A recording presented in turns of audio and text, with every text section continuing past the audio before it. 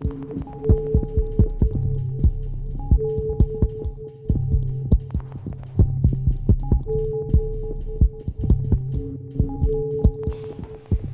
morning, everyone, and welcome to the third and final day of Prada Frames.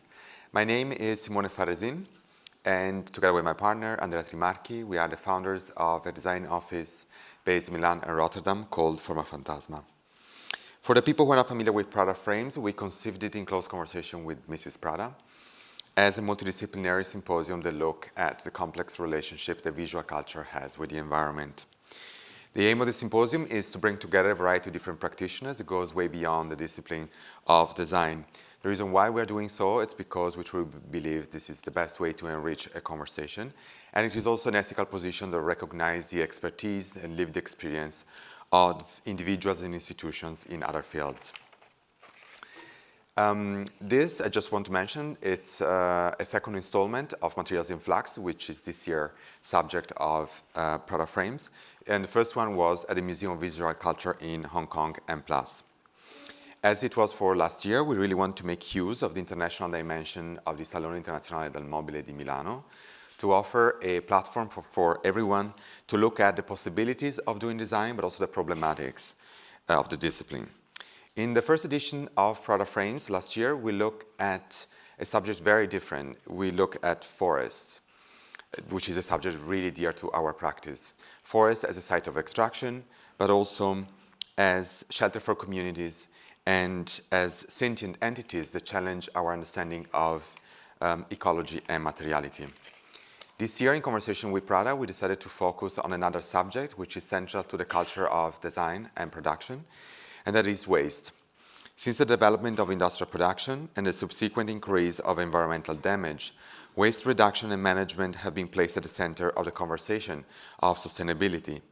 Nevertheless, it is also important to address how waste reduction has also been a fundamental subject, central to industrialization, but to maximize profit. Because of this, the title of the symposium is Materials in Flux, because we believe the materials are in constant transformation, they're always in becoming. If you take a piece of marble before to become a mineral, it was also a variety of different living creatures, and a piece of wood was the flesh of a plant, and the microphone that I'm using now, sooner or later, will be torn to pieces to make new things. In this sense, the concept of waste seems rather reductive and much closer to how the economic market is deciding what has value and what has not.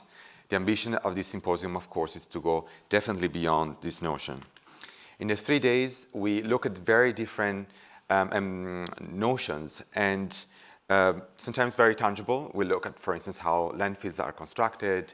And in other moments, instead, we expanded the notion of waste to what is unwanted on more general terms.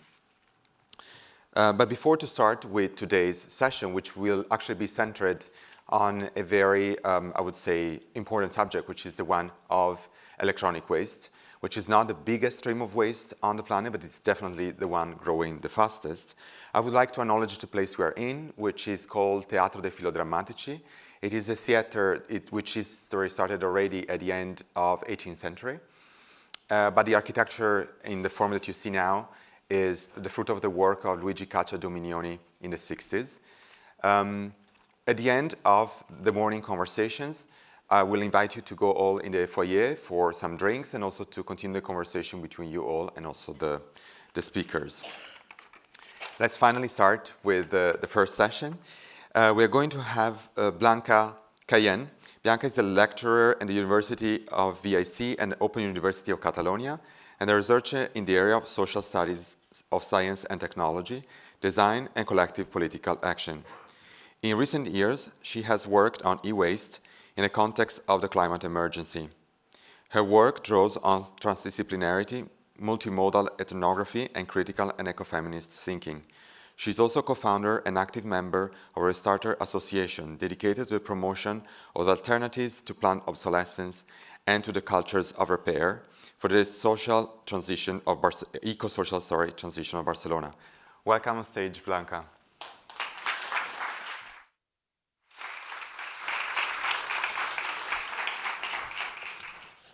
Hi, hello everyone. Thank you, Prada and Formafantasma, for the invitation to participate in Prada Forma.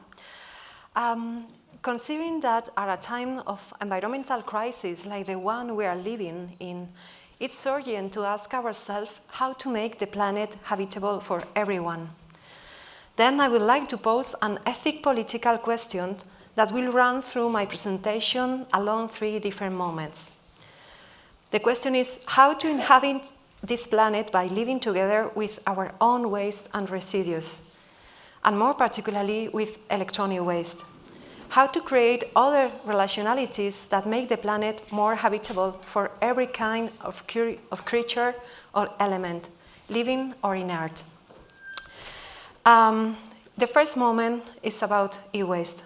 For those who don't know, e-waste is the type of waste that has grown the most in recent years and is expected to continue growing exponentially, according to UN figures.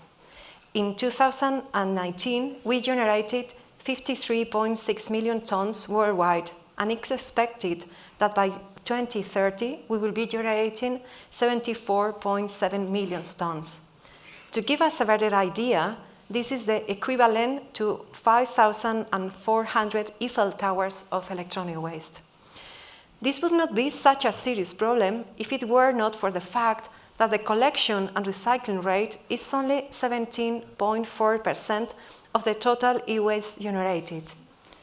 If it's not correctly recycled, the material's toxicity contaminates lands, water, air, and the bodies of those who deal with this matter, especially in those territories where e-waste is illegally exported or treated under precarious conditions.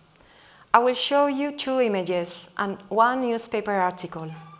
This first image was taken in Barcelona, in an occupied warehouse by mostly sub-Saharan migrant people that earned their lives by collecting scrap metals on the streets of the city.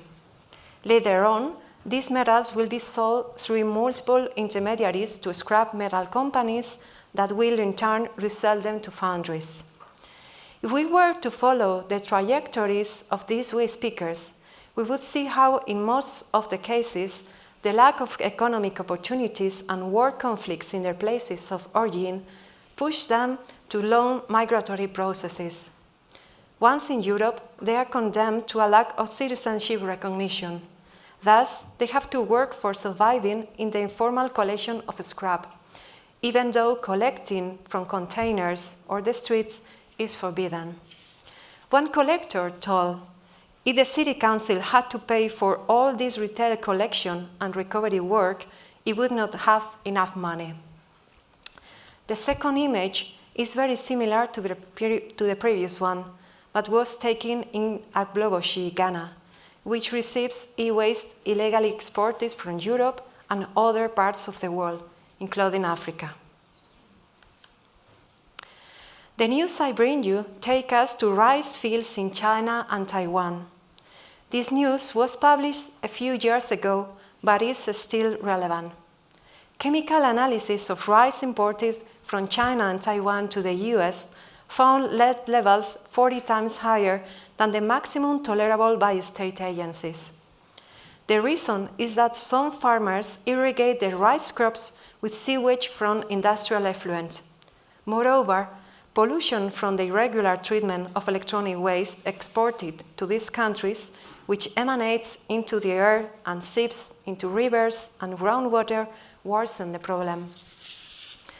What insights do these 2 images and news give us? Firstly, that geographical political borders are an anthropocentric invention that ignores the corporeal, atmospheric, and terrestrial connections between apparently distant spaces and elements. Second, that we ignore or do not care about the colonial geopolitical dependencies that Europe still maintains with other places, elements, and people, be it in the form of minerals such as coltan for the manufacture of electronics, in the form of spaces such as landfills, or in the form of human lives and bodies, such as those racialized migrant people who informally pick up scrap metals on the streets. Thirdly, they evidence the material and ontological continuities between apparently distant and autonomous bodies. Let's see this way. If we incorporate the contaminated rice we eat, and previously this rice incorporates the electronic devices that we once threw away, then we could conclude that we are, or molecularly become, the computers that we used before. What if our human bodies, supposedly individual and well delimited, were neither so human nor so individual, nor so clearly separated from other bodies or from our own waste? We live in material continuities that we ignore, in transits that go from the vegetable to the mineral and the animal, or mineral, animal, vegetable, no matter the order. These images and news then help us to recognize how we are crossed by inter- and eco-dependent links of necessity, responsibility, and privilege that connect our bodies with others, organics and inorganics, humans and non-humans. These images and news are also useful to question some historical dichotomies, distinctions and time-space scales, near versus far, micro versus macro, past, present, or future. Let's think, for example, of the 100 million year old remains of marine plants and animal organisms that lived 300 or 400 million years ago, and which form the petroleum from which our present plastics are derived. The lead mentioned in the news is also found in most minerals extracted from rocks 4 millions of years ago. Hence, substances from geological times that remain apparently inert in the Earth's interior are actualized in the chemical toxicity of our present bodies, water, air, and soil. Then, the usual question about where does our electronic waste end up can only be answered with a non-linear logic. There is no definitive end to this succession of continuities between diverse geochemical bodies and materials. Stacy Alaimo, a feminist theorist, speaks of transcorporeality to refer to how all creatures, as embodied beings, are intertwined with the dynamic material world that passes through us, transforms us, and is transformed by us. Transcorporeality is a powerful concept because it does not exclude any creature or element and invites us to think radically, to ontologically horizontalize all beings and entities under the common denominator of matter. We all are matter. This helps us to question modern distinctions such as living versus inert, and to question human exceptionalism and the transcendent, extractivist, and dematerialized humanistic ethic that has historically placed the human being above any other being, justifying this way the domination and subordination of all non-human others. In this pyramid of beings by Charles Babbel from 1509, we can observe this hierarchy between qualities and beings that place man's intelligence and rationality at the top, and the mere existence of a stone, the inert, at the bottom. Inside this particular cosmology that we inherited, where do you think that electronic waste belongs to? Probably it would be located as part of the more inferior elements. Moment 2, repair. For this second moment, I bring you an experience that is a collective response to the problem of electronic waste. These are the restart parties, free public events where volunteers with technical expertise help participants to repair their own electrical and electronic devices. The restart party communities that organize them share the motto: we don't just repair electronics, but our relationship with them.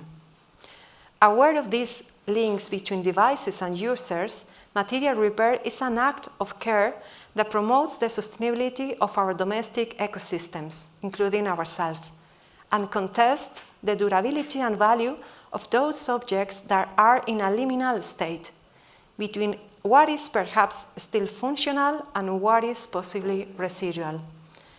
In the act of repair, there is an ontological competition between still being an object or becoming waste. What kind of ethical and political orders restart parties bring us? What is repair apart from devices? I will read you some quotes from participants and repairers. One participant said, "Suddenly you demystify technology because you look at its value and you realize that maybe you have been silly spending a lot of money, generating more waste. It's starting to understand how the technological universe that surrounds you works in your own home. It's a policy of technological sovereignty, isn't it? And of responsibility in consumption, and well, it also has an impact at the level of establishing relationships." Repairers also commented, "We have a rebellious point there. You're not going to tell me when I have to change the phone or when something doesn't work. I'm also a bit angry about the lack of knowledge. If we don't know how things work, knowledge gives you power as a consumer. It gives you power over your money. If you have a lot, if you have a little, well, it gives you more options. It gives you more freedom. And we don't take advantage of it." They also said, "Instead of staying at home and saying, 'What a shit, let's see when we become extinct,' we decided to meet and do something together, and that's super powerful, and do something about it. We don't like things as they are. We think we can do something. We don't stay at home licking our wounds, and that's it. And then if you decide to make things happen, what's around you, you make it your own. That is to say, I'm also part of what happens." Who tells you, for example, that maybe a designer or a small local design office, a little bit aware of it, couldn't talk to us, to make them aware of the obstacles that you find when you go to repair, and then the knowledge that we have that they could integrate when it comes to making the design. Of course, we're not going to do anything to a big bag, but maybe to a local level, yes. This last fragment points to a very simple proposal, but with an enormous potential for the field of electronics and design. Basically, it exhorts us to ask, what if the act of repairing generates a singular privileged knowledge simply by confronting the damage produced by the technology industry? As Steve Jackson suggests, what if the place of repairers offer better insights and better understandings of our material cultures? If so, what if this repairing experience were reintroduced into the design process and production cycle of electronics? Then, maybe when talking about eco-design, we could think about how to make a repairing and repairable design. So, what would a repair design look like? How would a design that puts care, vulnerability, and finitude at the center be? A design that takes responsibility for its effects and pays attention to the aftermath? That understands innovation not just as novelty, but as creativity for the sustaining of life? That works with and from the margins, alongside those hidden spaces, subjects, and experiences of maintenance and repair? That applies a non-linear temporality to the creative process, and that is aware of the material interdependencies and continuities we maintain with others, including waste. Apart from repairing the design and its subjects, an ethnographic analysis of restart parties help us to reveal other effects. In economic and ecological terms, which is the most obvious and well-known benefit, repair avoids waste and the emission of CO2, in addition to the savings for the domestic economy. As repairers say, the best device is the one that does not need to be produced. Repair, then, is a practice of sufficiency in the face of the economic and environmental crisis, but also a practice of care and efficiency on a damaged planet. In epistemic and material terms, restart parties, no matter if they succeed in repairing, open the black boxes of our electronic devices so we gain a better understanding of their functioning and composition. This helps to lose fear of a supposed authority exercised through obstacles like closures or non-standard screws, or threats such as losing the warranty if we dare to open our own devices. With the help and pedagogical guide of volunteer repairers, passive users become interactive agents of their own technological universe, as the participant said.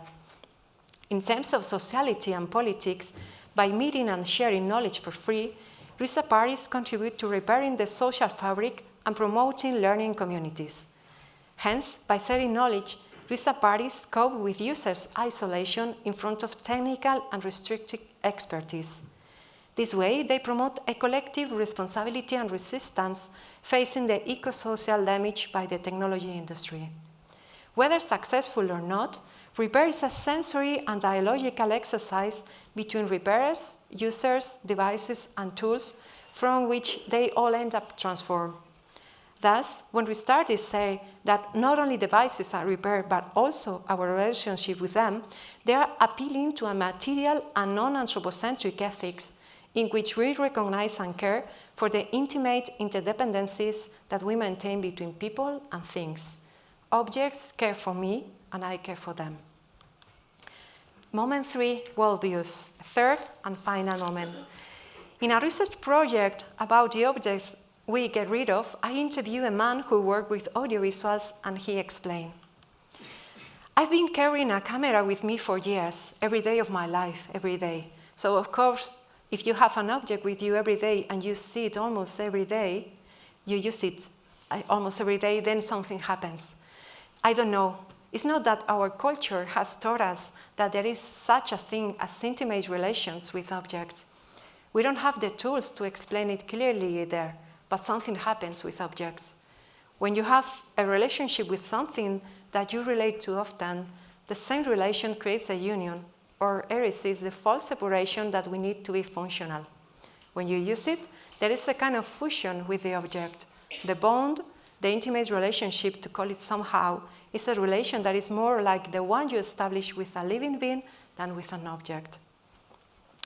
Inspired by this testimony, I would like to make a last call for an urgency to trace, invent, or speculate reparative worldviews of the eco-social damage done by electronic industry. We need new relationalities, alternative post-human and ecocentric ethics that provide an opportunity for all, people, animals, plants, minerals, or things too. We need to get away from utilitarian ethics in which the residual others, be them objects, materials, or even people, are muted and stripped of all agency to serve a supposedly higher human interest. We need to imagine all the bonds that help us overcome the human exceptionality that separates and hierarchizes between different forms of life, and especially over what is considered as inert, such as e-waste. We need new myths, stories, imaginaries, and figurations that open up radically materialistic ethics. Applied ethics that help us to horizontalize positions and to recognize the interdependencies and continuities between the supposedly living and the inert, between apparently different and distant times, spaces, and scales. We need more rigorous, committed, fair, and hopeful descriptions of our networks of dependencies, even if that means recognizing and revising the violence we exercise and the privileges we hold. So, are there other ways of relating to objects and ways that go beyond the utilitarian logic of domination? Throughout history and in different geographies, we find examples of non-anthropocentric worldviews in animism, in Shintoism and its concept of kami, in the perspectives of some indigenous conceptions, or in certain Amerindian methodologies that held that originally humans and non-humans were a multiple, continuous, and heterogeneous single thing at the same time. But be aware, because it's not about colonizing again and reappropriating the visions of those whose world was previously despoiled. A colleague from post-colonial studies suggested to me, trace your own genealogies. Perhaps there we will find other ways of relating to things, other worldviews that we lost and were silenced, although to do so will require us to go far back in time, or far out to the margins, or deep inside, to the microbiota or the lead in the rice we ate. And if we can find them, we'll have to invent them. So today, my last call is to invite us to imagine and inhabit new worldviews, to create repairing or restorative narratives, and to explore our everyday life and history to detect in it gestures, practices, moments, words, images, or objects like displayed, in which we can glimpse alternative ethical bonds with things and ways that make the present a little more habitable. Thank you very much.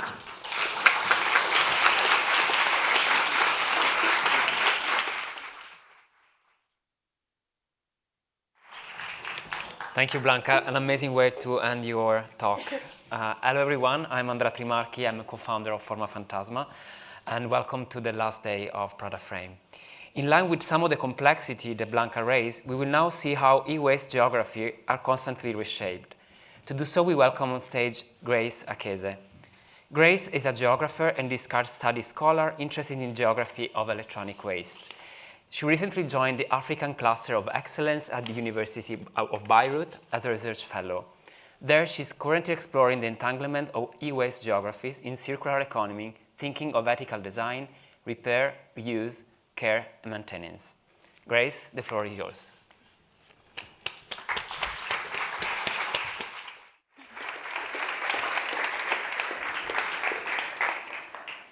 Okay. Thank you, everyone, and thank you to the Formafantasma team for the invitation. I'm really happy to be here in the midst of what I think is really an interdisciplinary group of people who are working and thinking at the intersections of waste and the environment. So for my talk today, I want to reflect a bit on electronic waste, but I prefer to call them discarded electronics from African life worlds. And the question that I pose is whether we can think of these materials as electronic waste. And I ask this question for a number of reasons. First of all, I think concerns over discarded electronics has been growing for the past 2 to 3 decades. And this phenomenon has become a potent signifier of the detrimental environmental effects of digital capitalism. But animating these concerns has been 2 things, at least from my observation, which is a narrative that tends to strike a difference between 2 geographies. One, mainly countries in the global north, which are deemed waste producers, and countries in the global south, which are deemed waste victims. And inbuilt into these narratives, and to a large extent, the regulatory actions that have flowed from them, is a positioning of care and responsibility that tends to center the experiences of people in the global north. In this regard, much of the discussion, but also our policy regulations that have come out of e-waste as a problem has been focused on regulating the flow of these materials from the global north to the global south, and in the global north pushing for policy recommendations that emphasize recycling. This is a sculpture by 2 artists, and the name is a bit suggestive of the need to recycle more electronics. In my talk, however, I want to question the dominant framing of electronics around the need for them to be recycled. And I do this by looking at my research on the mobilities of these devices in Accra, Ghana, which has been ongoing for about 10 years now. And the points that I want to emphasize is that when it comes to electronics and their lives in jurisdictions in the global south, specifically speaking from Accra, we have economies of repair and maintenance that are very essential, that when we restrict these materials to countries in the global north and we recycle them, we deny these economies from really existing and flourishing. And in many ways, they extend the useful life of electronics beyond the original users. So for me, in my research, there has been a very dominant way of looking at electronic, a very dominant imaginary when it comes to electronic waste in Africa. And without exception, I think in advocacy, but also policy and even waste management practices that have come out, has been about toxic issues. So there is a very particular toxic discourse that discarded electronics in African countries are unable to escape. And Agbobloshi, a site that I've been researching for the past 10 years, is very much baked into this toxic discourse of e-waste in Africa. Indeed, I would even go to a large extent and argue that it's impossible to tell these stories without grounding them in this particular place and also referencing it. It's become a very high-profile e-waste site with global notoriety, as you can see in some of the headlines, at least in the Anglophone news media. You can get a very visual depiction of this site from, I think it was in 2018, documentary film, Welcome to Sodom. And these narratives of toxic harm, either at Agbobloshi, but more broadly elsewhere in Africa, they ultimately orient themselves towards global environmental justice, but also racial capitalism. They draw attention to the unequal distribution of environmental harm arising not only from the generation, but also the circulation of these materials. And Agbobloshi existed up until, I think, July 2021.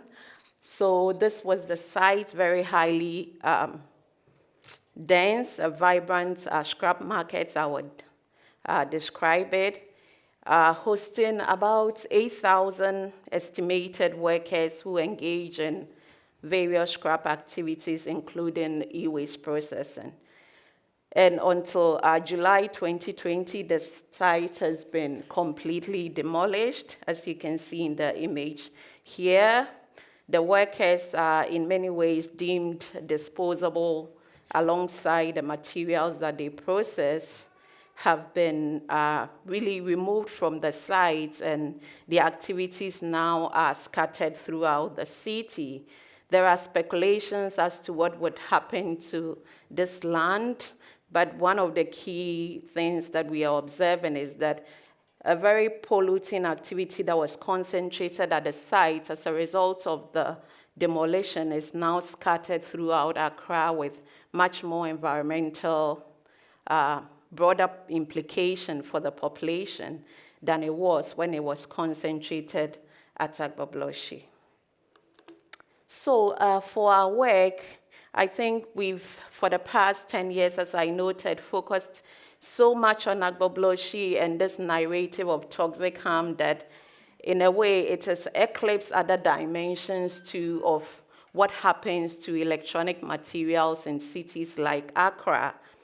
And for this work, we are looking at the mobilities of the electronic outside of networks such as Agbobloshi. And what we are finding is a really thriving second-hand market that people kind of extend the useful life of these electronics. So these activities, they try to tap into the full potential of discarded materials beyond recycling them in the strict sense of putting them in a shredder and turning them into their constituent materials.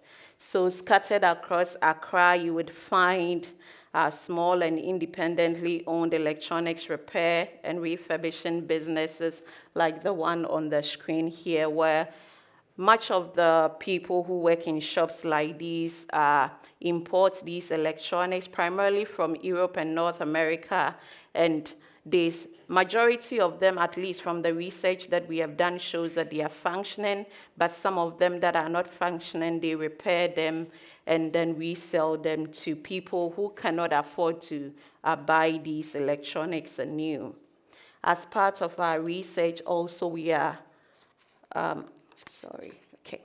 we are also following the mobile phone repair cultures in Accra. And one of the things that we are seeing is that repair practices constitute a complex and neglected site of technical skills, knowledge, and learning. And we are mapping this landscape of independent small-scale repair shops in Accra, asking what relevant narratives these ecologies illustrate, what drives people's desire and search for use of repair knowledge within the communities, be they economic, ecological, social, or entirely something different. I think BLANCA alluded to the case in Barcelona where people are changing their relationship with these electronics by using the restart repair communities. In Accra, it's a bit different. Instead of having community repair pop-ups, what you have is these individual and independently owned repair businesses that to a large extent are small-scaled, but are also extending the useful lives of devices. So to circle back a bit to Agbobloshi, but also the broader questions around the wardens of electronics in a major city like Accra, I want to highlight that places like Agbobloshi, they are very problematic in that the way that electronic waste are processed is not entirely environmentally friendly. So you have harmful practices that pose risk, environmental risks, but also public health risks to people. However, they are not the entire networks of electronic circulations in these spaces. There is a diverse and skilled network of electronic actions that it's a part of. And we can start to think of these networks at what technology scholars are calling technology's middle ground. That's a space of ambiguity where users repair and maintain technologies that they themselves didn't make but are consuming and would like to consume beyond what their producers are inbuilt into it. So it's a way of challenging the planned obsolescence that are inbuilt into modern technologies.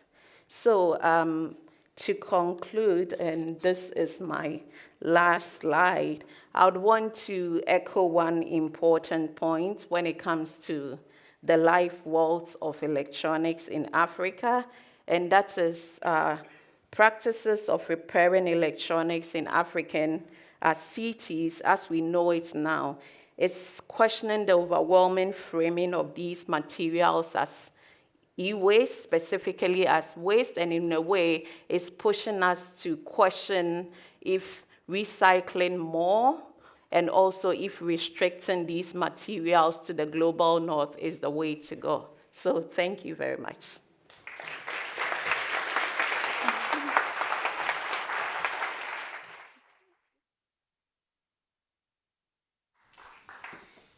Thank you, Grace, for the fantastic presentation. We're going to talk more about electronic waste, but also shift away from it with BAS Van Abel, who is our next speaker.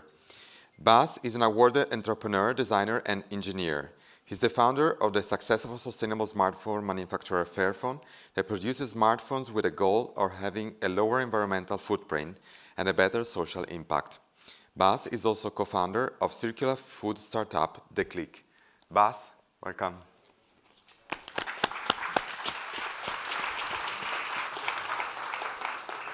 Thank you very much. A while back, I was ready for holiday. We packed the car, family was waiting. My son, my 8-year-old son, came to me with a broken Nintendo DS. He was crying, and the Nintendo DS at the time was the love of his life. And to be honest, I kind of was happy with that device too, because it kept him busy in the car. And I have, you can imagine that was kind of a stressful moment for the both of us. So I have an engineering background, and I told Bo, my son, listen, Bo, don't worry, Daddy will fix it.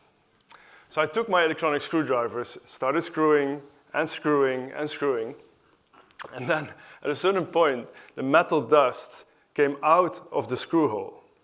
And I knew I had a problem, Because if the metal dust comes out of the screw hole, you know that you screwed up the screws. And when you screw up the screws, well, you're screwed, because there's no way to be able to open up that device anymore.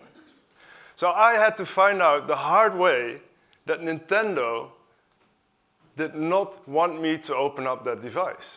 They use special tri-wing kind of screws that you can't open with a normal screwdriver. So that really pissed me off. I took the device, threw it against the wall, Bo was crying in the corner, and I thought, why does Nintendo prevent me from opening up a device that I own? My motto is, if you can't open it, you don't own it. And the problem is that it gets more and more difficult to open up the devices. I'm just asking you, has anyone here ever opened up recently its phone? Is there anyone who opens up, recently repaired his phone or just, replaced the battery even? See? The problem is phones get thinner. And the thinner they get, the more problematic it becomes. Smartphones are basically kind of suffering from smartphone anorexia, because the thinner they get, the harder it is to repair the battery, the harder it gets to repair the screen, because they glue the stuff inside. And the result of that is that we use our phones like 2-3 years max. And I think you kind of, you know the situation, at least for me, it's, you have a contract, 2-3 years later, your battery goes down, you already have a cracked screen, and the operator comes with a new contract and says, well, you can have this brand new phone. So what you do is you take your phone, you think like, it's way too expensive to actually replace that phone. So you toss it in the drawer with the rest of the phones you toss in the drawer. With the result that only 15% of the phones get recycled. And that's a huge waste, because it's actually very simple. The solution is super simple. There are more phones than people on the planet. And it's a simple calculation. Just, I'd like to walk you through it. If you use the phone twice as long, you have half the amount of phones that you need to produce. You have half the amount of electronic waste. That's a super simple calculation, right? So what we do at Fairphone is we make phones that you can actually repair. We used to ship them even with a screwdriver, and we found out people already have a screwdriver. It's a bit of a waste to actually ship it with that screwdriver. So what we do is we make them modular. So we make the phone in all kinds of parts, where the parts that you can change are separated for the parts that are expensive. So that for you it becomes more easy to repair it. You can replace the battery by just opening up the phone, and you can replace the screen, the USB connector, any part that might break with a simple screwdriver at home.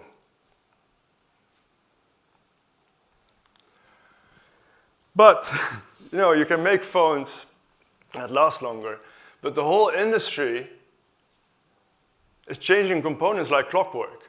So a while back, I remember in 2013, I wrote a letter to Frans Timmermans, he was Euro Commissioner at the time, and they were thinking about a directive, the Eco-Design Directive. And the Eco-Design Directive is a directive where you take into account the design of the products for repairability. And I asked them, please, can you put phones also in that Eco-Design Directive? And to my surprise, actually, they said, your contribution will be taken into account. We'll think about it, which was already, at that time, something I was really happy about, because the whole industry was lobbying against getting phones in that Eco-Design Directive, because it would really mess up the whole business model. So to my surprise, last year, the whole Eco-Design Directive came into place, and they've incorporated smartphones into that directive. And what really put a smile on my face was this. Nokia challenging Fairphone on its repair. And it put a smile on my face, obviously, because the big Nokia is challenging this really small company, probably the smallest phone company in the world. But it put a smile on my face because this was the plan from the start. Because this is how we work at Fairphone. We raise awareness about the problem. We set an example by showing how you can innovate on things by experimenting with it, but also, if it's successful, we'd like the industry to follow.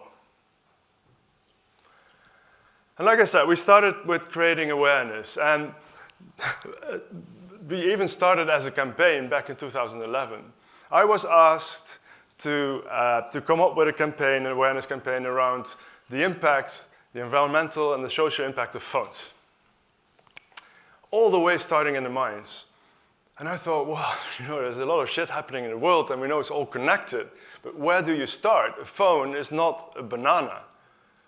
There's 1,200 components on the list of the first of where they put the phones together. There's thousands of factories involved into making a phone. There's more than 80 minerals going into a phone. So basically, we're talking about creating world peace here. And who's going to join the campaign creating world peace? It's a bit too much too big of a thing to join.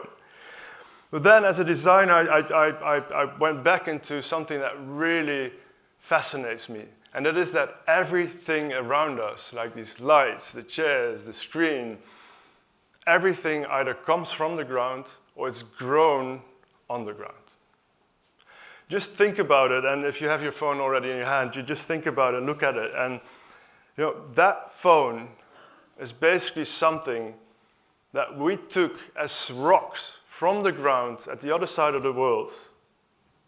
And we are able, together, through an economic system, to create something as complex as a phone, a product that we would not be able to produce as an individual. We would not even be able to understand it as an individual, and our magical economic system is able to put that together by working together. We also know that that same system we got alienated from. But we took a very naive, kind of strategically naive step at that point, and we said, what if we are going to make our own phone? And we're going to make our own phone, and we're going to take people with us on that journey, and we're going to show them what the world looks like through the eyes of a phone. And that will be our campaign. And if we run into something we can improve, we're going to see if we can improve it. And if we can improve it, we're going to take the industry with us, and we're trying to improve the whole industry. So we are going to set up a company with the sole purpose to improve the whole industry on sustainability. And we call it Fairphone. But you may ask yourself, what does the world look like through the eyes of a phone? I'm holding a stone in my hand here that's cobalt. For people who don't know, cobalt is being used for batteries, for example. Lithium-ion batteries, they all use cobalt for the cathode. So this is a very interesting material, because this mineral is used for batteries that we also use in our electric vehicles. A lot of the energy transition, actually our whole energy transition, is fueled by this battery. And this mineral is being mined in mines like this.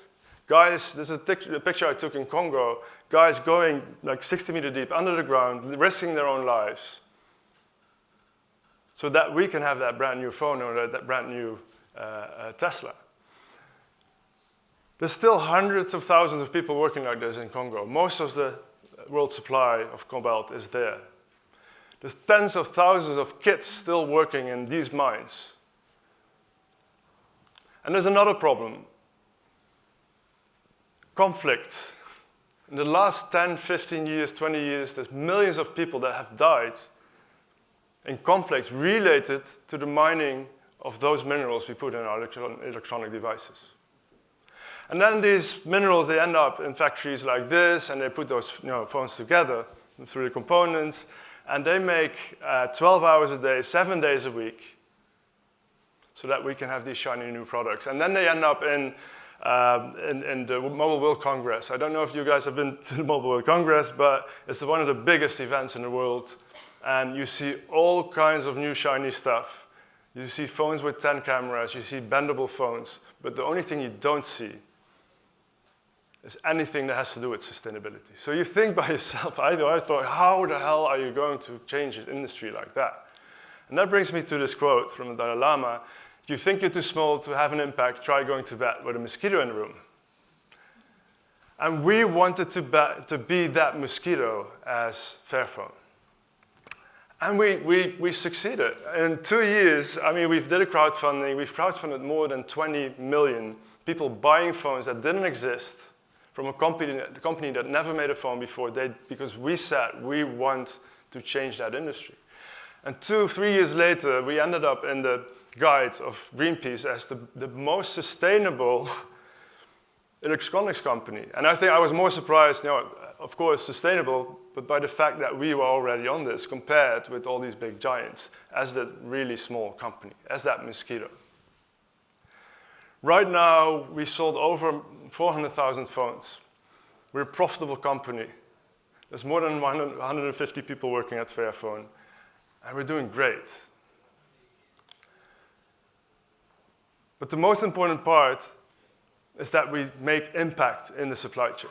And just to run you through it, we split up the supply chain in 4 areas. Materials, we're the first that use fair trade gold in the phone. We've set up a Fair Cobalt Alliance where even Tesla and Google joined us to make the mining of cobalt more sustainable. But we also know we need to use recycled materials because mining in the end is bad for the environment. So we have we focus currently on 14 minerals of the 80 that go into a phone, and they all have their own impact. We are the only one that has the living wage, not the minimum wage, but a living wage program in a factory in China. We obviously also make sure that we take back phones. We take back more phones that we put into the market. Also by working together with the phone collectors in Ghana who have thriving businesses on making sure that these phones end up at a proper recycling facility. But in the end, recycling is plainly stupid in the phone industry, because what they do, they put it on a big pile, they shove it in an oven, they burn it, and you get some of the minerals out of it. So, like I said, the most important thing we do is focusing on having people use that product as long as possible. That's where we really can make a difference. But we can focus on making phones that last longer, but we also need people to use phones longer. Gus Speth is a guy who's been working his whole life on trying to solve the biggest environmental problems. And he said, he's a researcher, he's a scientist, a top advisor for a lot of the economies in the world on sustainability. And he said, I always thought that the biggest environmental challenges we have is global warming and biodiversity loss. But boy, was I wrong. The top environmental problems we have are selfishness, greed, and apathy. We can't solve those through science. We can't solve those only through legislation. We need a cultural transition to do that. And I believe a super important element of that cultural transition to be successful is that we reestablish a healthy relationship with the products we use. Because the most sustainable phone is the phone you already have. Thank you.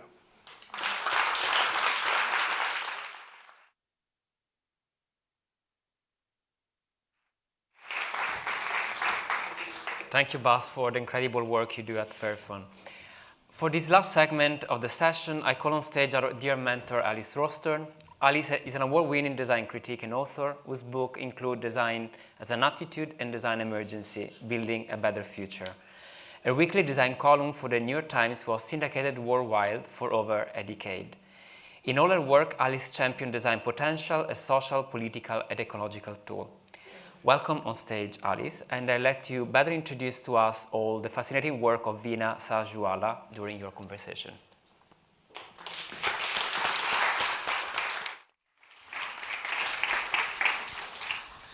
Thank you very much, Andrea, and thank you to Andrea, Simone, Formafantasma, and the Prada team for inviting Veena and I to talk today in Prada frames. Now, first, something about the brilliant Veena. As the climate emergency escalates, it's becoming ever clearer that the solutions we need are those that can be applied at scale, at massive scale. And the materials scientist, Veena Sahajwallah, is at the forefront of this because she is already developing and delivering these solutions. Born in India, Veena was the only woman on her university engineering course. She then studied in Canada and the US. She's now based in Australia, where she's Professor of Materials Science at the University of New South Wales and founding director of its Smart Centre for Material Research and Technology. Dubbed the Rubbish Cop by her daughter for her obsession with reusing and recycling waste at home, Veena's work is devoted to developing new ways of transforming waste into new raw materials to decarbonise industrial production at a massive scale. She invented a polymer injection technology, green steel, which has already recycled millions of rubber tyres to replace coal in steel production, and she and her colleagues have also developed a process of recycling clothing and glass into green ceramics for use in construction and interiors, and now a new type of local micro-recycling hubs, all of which Veena sees as important steps towards a zero-waste circular economy. So Veena, let's begin at the beginning. And how and why did you become interested in waste and recycling science? Thanks, Alice. And I want to begin by thanking the Prada team and Formafantasma for the invitation to be here. It's been brilliant, absolutely brilliant, and so inspiring. And I think to me that's at the human element. You know, we all want to see a better planet, no matter how old you are. And I think, you know, growing up in Mumbai in the early stages of my life, one of the things that I was always fascinated by is how many people, of course, and it's there in the DNA, you know, when you're growing up in India, you know, we've heard a lot about repair and repair culture, but that was always something that you grew up with because that was a normal thing to do. So, you know, every time you want to go and kind of get your shoes fixed, school shoes, because the new term was about to start, you know, the obvious thing to do was go to the local guy who would fix your shoes. I guess for me, what was exciting was this was a way I could actually design my own shoes, you know, kind of give it a bit of that extra heel that I'm sure your mum wouldn't normally let you have, but it was like, okay, this is cool. And so I guess the passion in the early stages of my life was very much about, you know, that relationship with products, but to the point where whether it was those everyday things, the school shoes and school uniforms, that you know, there is more to those products. It's not just about the fact that you're getting things fixed for yourselves. When you talk to people who actually took that on as a livelihood, what a difference it can make to people's lives, because of course it meant that it sustained a whole green economy around, you know, repairing and fixing things. And I think to me, those vibes of growing up in a place like Mumbai is something that never really left me. And it's fascinating that obviously that was within an urban context, and yet in remote rural farming communities, people have to reuse and repair because they also have no option. But when did you decide that you needed to focus your research on developing new technologies to be applied at scale? Because that's a critical difference between your work and a lot of the other research that's done in this field. Yeah, no, look, I mean, certainly in the early days, you know, when I was looking at the green steel methodology that, you know, we've developed at the University of New South Wales, so this is at our Smart Centre, and looking at, you know, how do you replace coal and coke? So if the conversations are very much around, but of course to decarbonize, you've got to have alternative pathways to producing metals and other materials, then you've got to be able to look at that scalability factor, but also at what kinds of materials can you use as an alternative if you're going to plan that journey of complete elimination of coal and coke? And also importantly, what are some of those elements that you then need? So the fact that, we could indeed harvest all that carbon and hydrogen coming from products like waste tires, needed, of course, for us to be able to prove not only in a lab scale, but then also to be able to show that it makes sense on an industrial scale, because fundamentally what you're really doing is, having those chemical reactions and the transformation where hydrogen as a molecule could then be liberated, at the right time, at the right speed. And so even though you were sort of talking about that massive scale, but fundamentally the core of those reactions and what took place at that molecular level had to be proven in our labs. And that's really where the excitement always starts for any researcher. But I think the icing on the cake is always when you know that you've seen the potential pathway for the work to get there on an industrial scale.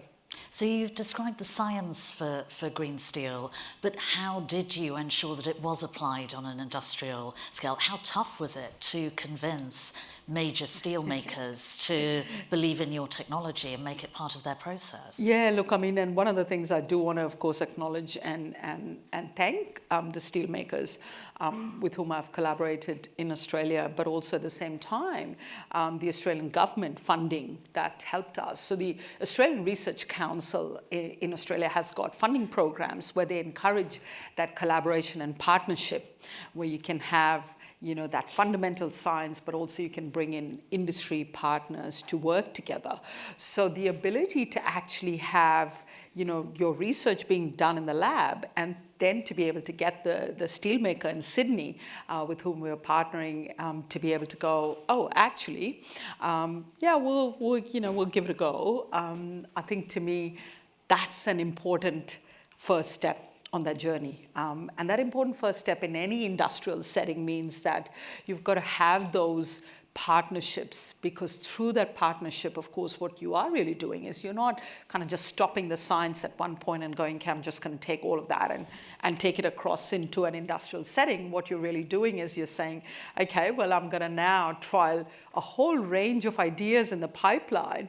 And those ideas in the pipeline, they never really stop, to the point where you're constantly looking at, actually, there are a few other things that might contain the kinds of elements that we need. Fundamentally, those materials that we need in the process, in this case, was about making of steel. And of course, where we are all these years later is, not only have we done that kind of early stage and the initial commercialization with waste tires that took place, all those years ago, but also excitingly, we can talk a little bit about my other favorite drink, which is coffee. And I actually, enjoyed a beautiful cup of coffee in the hotel room this morning. And I was like, well, here's an example, right? And you've got something that we've immediately sort of said, here's a waste, leftover coffee. But the practical reality is that we've had just that one cup of coffee, and now it's ready to come back to life in another form, where we're looking at this option in the making of green steel. So all of those strategies around how do you get to creating these kinds of materials, but to do that in a way that is allowing a whole range of transformation of these resources in a way that was completely unimaginable. But those chemical reactions are what makes it all possible. And so before we move on to your other innovations, just to sort of wrap up steel, on what scale is your science being applied in the steel industry now? You began with the steelmaker in Sydney. What is the situation now? Yes. So we actually recently have also deployed the green steel technology. This is in electric furnace steel making process.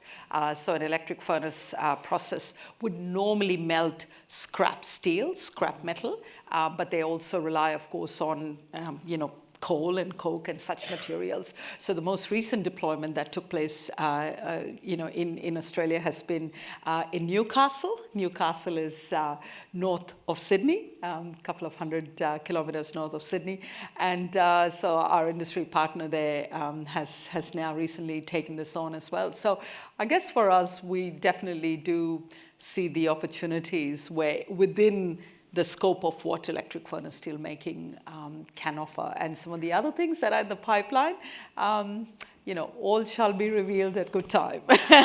Well, it'll be fascinating to follow its progress. So let's talk about green ceramics, which was a second huge development for you. How did that come about and how has it evolved?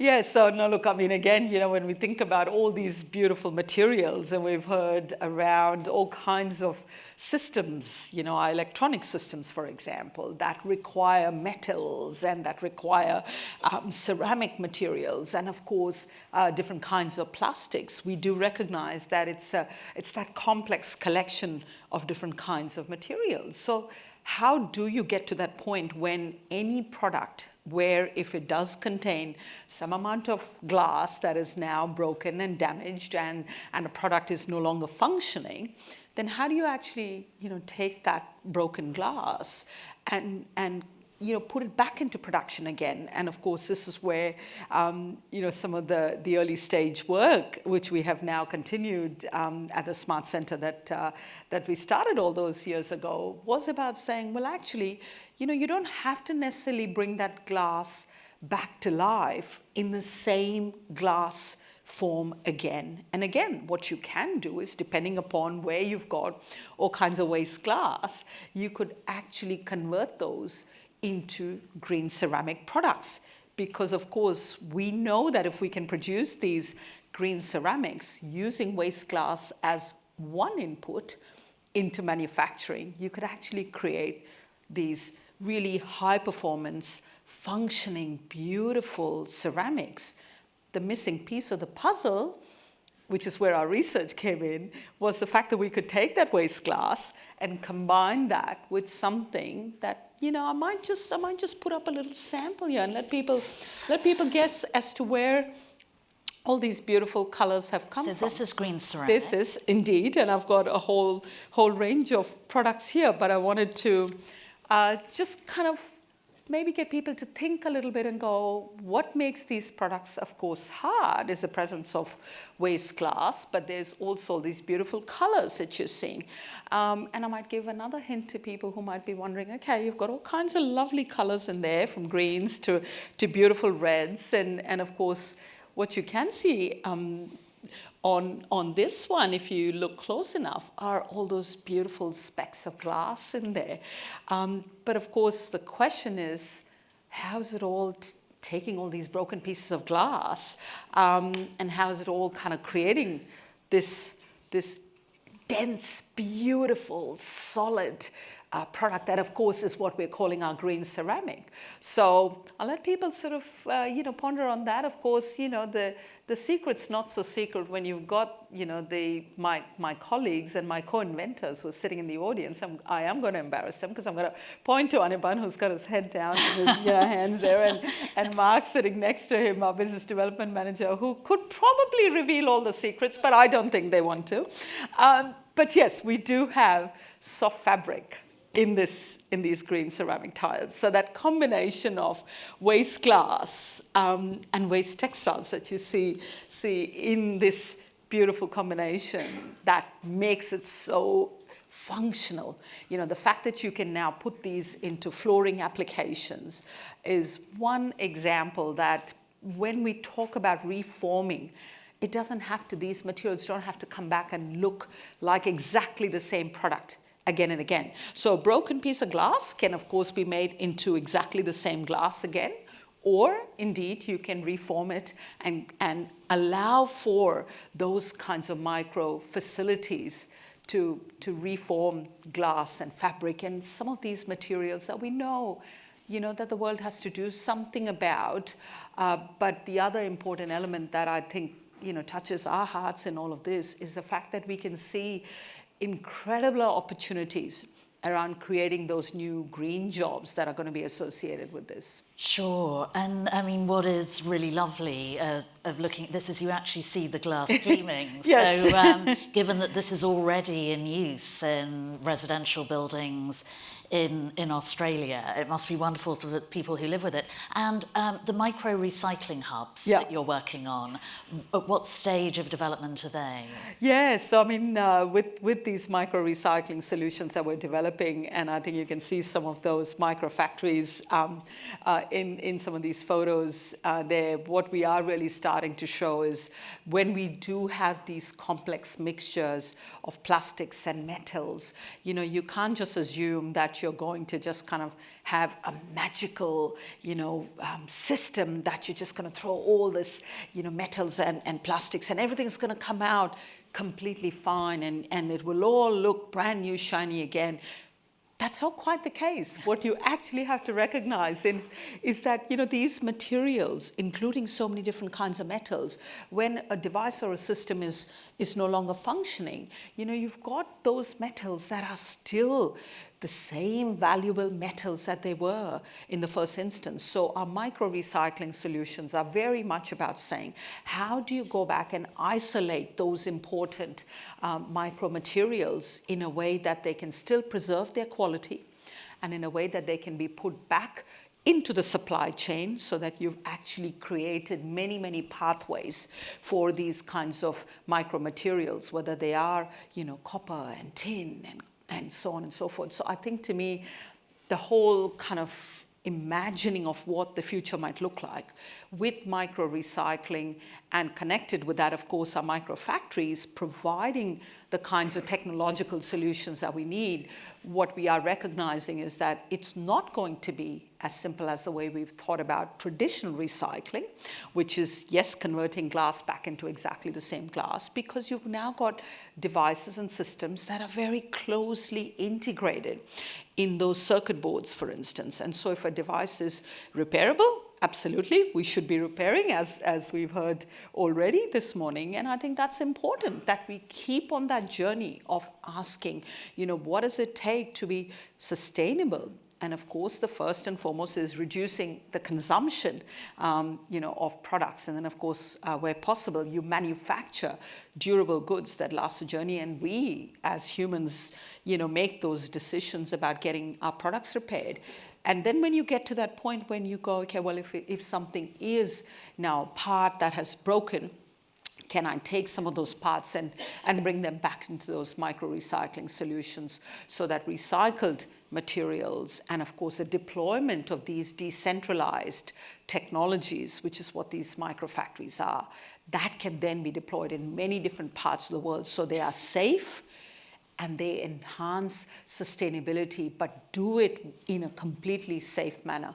And this is where, of course, you know, the questions that you ask is, what are the different pathways to get there so that we can respect safety and all people who work in those environments and sustainability at the same time? So you can see some of these little metallic droplets sitting right there, and you know, the ability to create copper alloys, tin alloys, and to do that in a way that is possible in a decentralized setting will make a big difference. A few other examples you're seeing right there behind you: rare earths coming out of many of these you know, parts. Again, you know, you have to be able to recognize that what's already been processed and what's already available in the form of these devices should actually be, you know, creating opportunities for these kinds of green manufacturing solutions. And that's what micro-recycling is all about. And your passion for the sciences is palpable, and your determination that it will have pragmatic and ethical value. But of course, in that latter process, you also have to negotiate not just proving your science, but also to navigate the often conflicting needs of manufacturers, investors, regulators, and so on, which must have been a learning curve. How did you manage that process? It's a very, very good question, Alice, because you're absolutely spot on. I mean, when we live in this broader ecosystem, and of course our rules and regulations are designed to keep us safe And so you've got regulators doing their job, you've got manufacturers wanting to get the best possible return on their investment. You've got, local governments in many, many parts of the world that are responsible for collecting waste resources. So how do you bring all these different players to collaborate and work together? And this is where the key is. It's ultimately all about collaborations and partnerships. And one of the things, again, when we acknowledge the work that we do in Australia as a whole, the fact that we've got Australian Research Council as basically an agency through which we can actually look at how research in that most collaborative form can take place. Our industry partners coming in to see the work that we do, but also then supporting and being excited about some of this world-leading science that's happening in Australia. I think, to me, that's really what we want to be passionate about. And whether you work in industry or government or in academia and research, I think one thing we all have in common is we do want to be able to do our bit for the planet. And I think, to me, part of how we navigated through those journeys was, really telling people and talking about our stories, which is our stories of how the science that we do at the most fundamental level, that, question of how we take that science and, path that journey across to how we're going to get there. Yes, it's never going to be that easy that, we can just in a nice kind of standardized way get there. But I think this is exactly why it requires that partnership and collaboration, and absolutely acknowledging the fact that, both at the university where we work in Sydney at UNSW, as well as, of course, acknowledging our government and industry support that we get is going to be critical, because we do need these technological advancements for the sake of humanity, and we need it for the sake of our planet, and we have to work together in collaboration.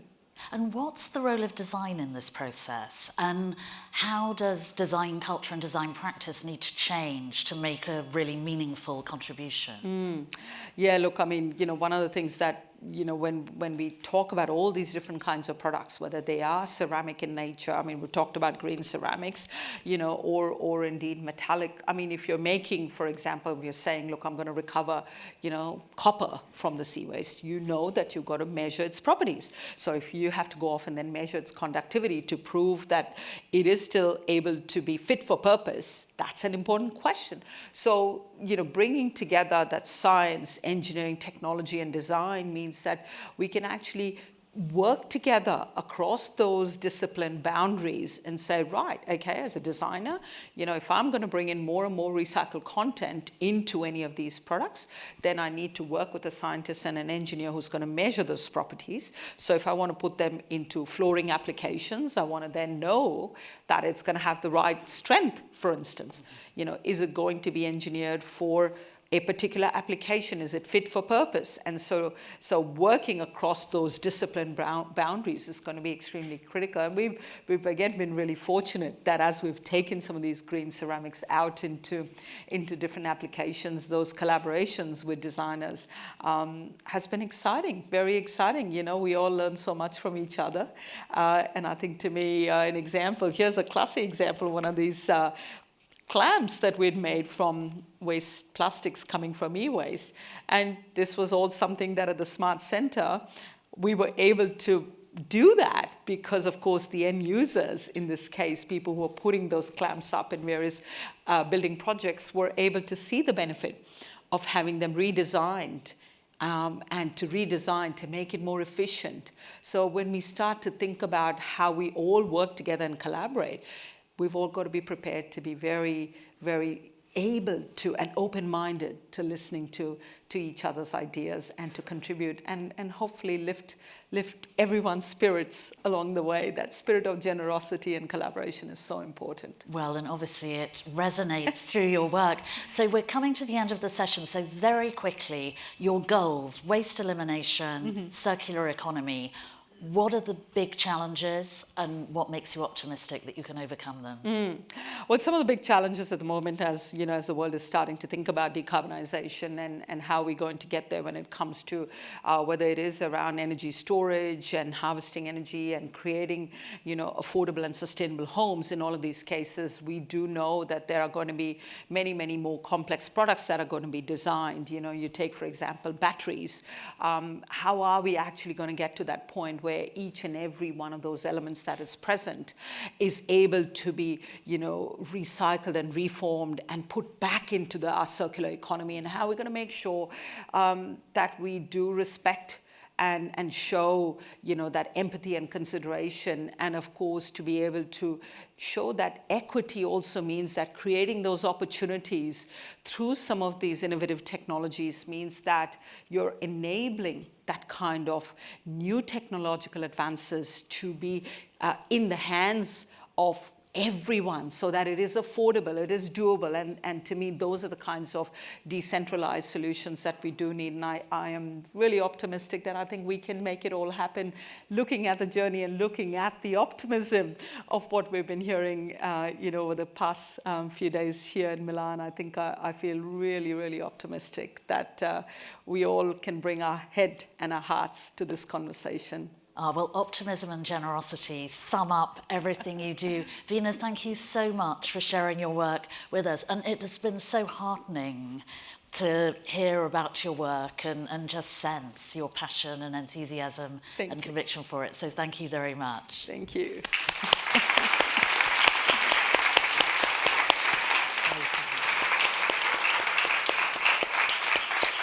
Alice, Veena, thank you so much for your generosity today. And if you have any question to any of our speakers, we invite you now to the foyer area where we are serving some refreshment. And for any of you that want to instead watch again the session of these days, they will be available from tomorrow morning at prada.com. Thank you.